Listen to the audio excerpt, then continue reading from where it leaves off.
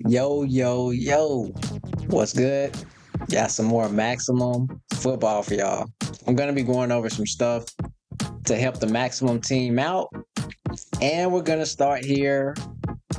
Our boys are missing, bro. The long snapper. Yes, the long snapper, man. Where is he at? Where is he at? Let's get some long snappers in here now. You know, we don't need offensive tackles and guards long snapping the ball. So this is 2K,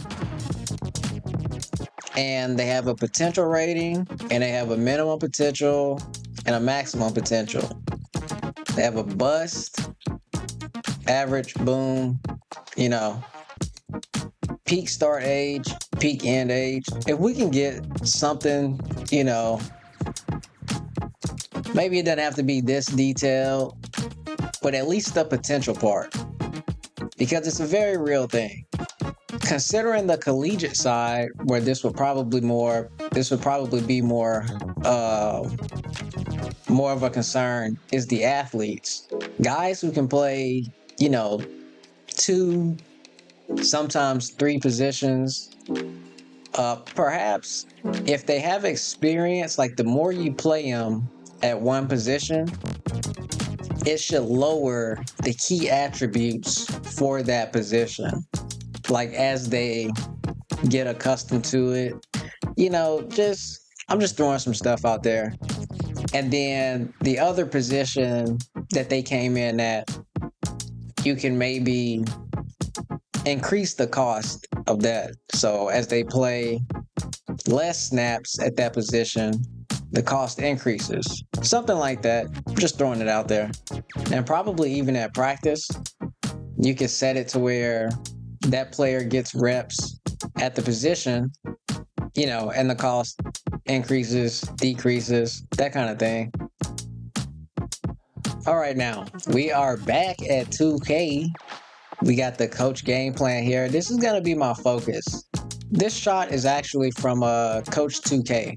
I believe this is one of the biggest things, if not the biggest, missing from football games. And I'm not sure when 2K implemented this, but it's freaking amazing. So right here, we're on the coach's screen. And I'm pretty sure you can imagine how to implement something like this in a football game. The positives and the negatives. So for every one thing you give an advantage to, there's also a negative downside. Let's say you play an aggressive coverage, which pretty much means your players are going to play tight, but you're prone to getting burnt over the top. And a conservative coverage means you're pretty set over the top, but you allow a lot of underneath space. Now, the piece that I really love about this is being able to game plan for certain players. Let's say you're going up against Aaron Donald for the week. Can we double team Aaron Donald? What are the positives and what are the negatives? The positive is you have a good percentage at shutting down Aaron Donald. The negative is that you're prone to blitzes and stunts, something like that, I'm going to go into a famous example of what I mean by game planning for certain players. Hopefully I don't have too many extremely young guys in here. But everybody should remember this play, bro. I'm going to play it at speed, and then we go get into it.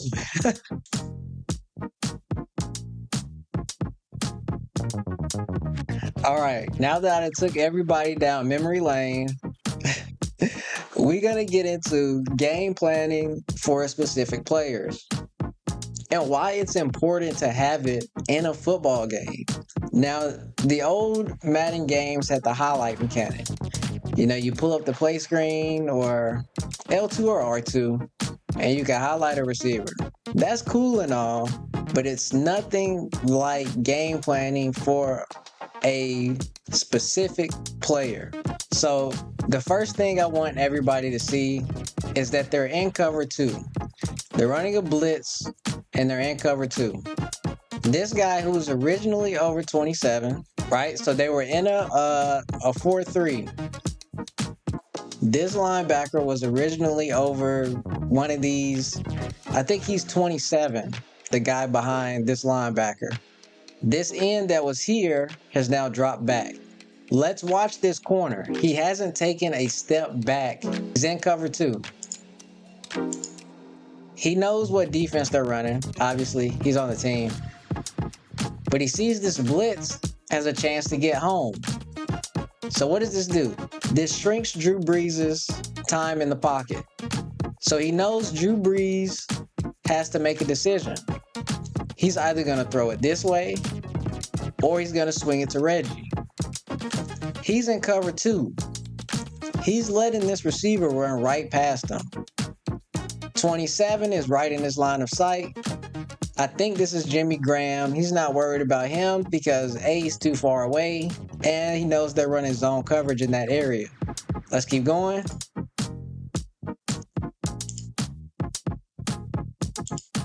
Boom! Okay. All right. Let me gather myself, bro. Okay, in the first video, we're sticking to cover 2 here. In the first video, I said that guys who are playing cover 2, there shouldn't be a gigantic gap there. Watch the guy at the bottom of the screen. Right, he squared up with him, right? If you look over here, you can say maybe he's in man coverage. Now he gets hands on the receiver and he's looking back at Drew. Right? You saw him take the look back. Now he's running with this man, but he's playing underneath him. You see that? He completely ran with him. This is what cover 2 is. Right here, he's looking at Drew. But you can see here, he's in no hurry he's not trying to stay on top of this receiver. He's playing underneath him. Right? He lets him go past, and he's playing underneath him. Now let's watch this cornerback.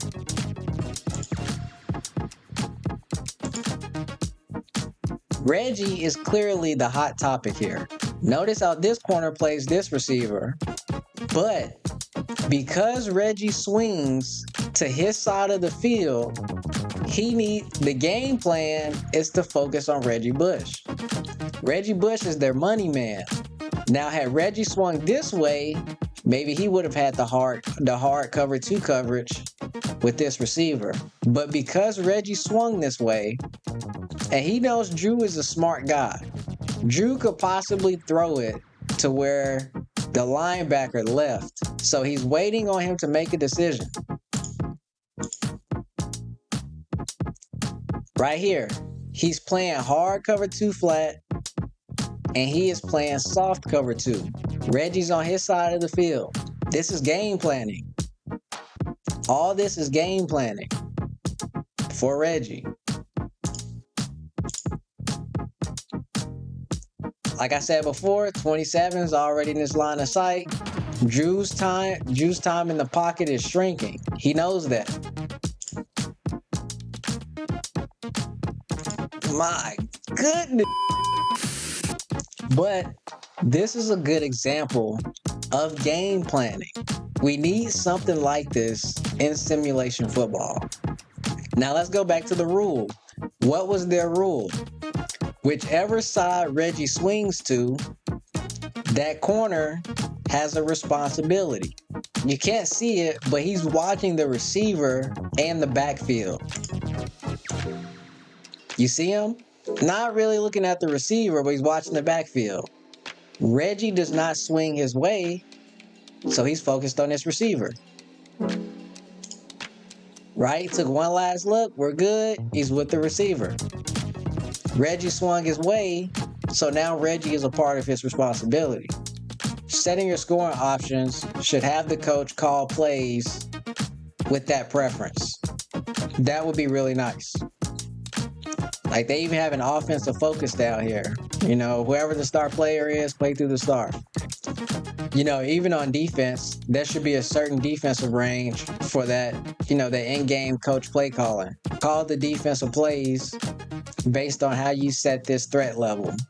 You know, who is the first threat we're concerned about, the second, and then the third. Going even deeper, you can actually have the AI calculate for who does the best on which down. Like it's 3rd and 4. Who do they usually go to on 3rd and 4? Something like that. And then if it is in the game, set a game plan for every team. Yes, that would be nice. Now, let me tell y'all, bro, when I took whatever computer class that was for graphic design or whatever, hey, I wasn't paying no attention. As a matter of fact, my teacher was so fine. I'm going to draw an example of cover 2 coverage with game plan for a star receiver. Just pick one. Harrison Jr., Justin Jefferson. Let's say this receiver, right? He runs the go, outside release, whatever. Corner's going to stick with them, right, until he sees something underneath, right? Depending on, we already discussed, aggressive and conservative, however you're playing it. But if you want a game plan for a receiver, you can designate this cornerback to man coverage when you go cover 2. Now, what's the positive? Well, the natural positive of man coverage is that the defender is close to the receiver. The negative is, he can get cooked, obviously, being in man coverage. He's prone to double moves, right? Because double moves are designed for man coverage. He's prone to getting burnt on crossers, stuff where they're just speeds, stuff like that. But also, what does this mean for the rest of the defense? So let's say the guy who has this zone right here, this area of the field, he now has to play this area and then come down on the flat. I don't know what maximum football already has in place for, the dynasty modes, but the game plans are something I really want in the game. Because I don't hear nothing from the My League crowd for 2K. I hear nothing. It's crickets. The online, the My Player community, they complain every year. But the My League crowd, I don't hear nothing. The loudest sound that you'll probably hear from them is the notification letting them know that the transaction went through.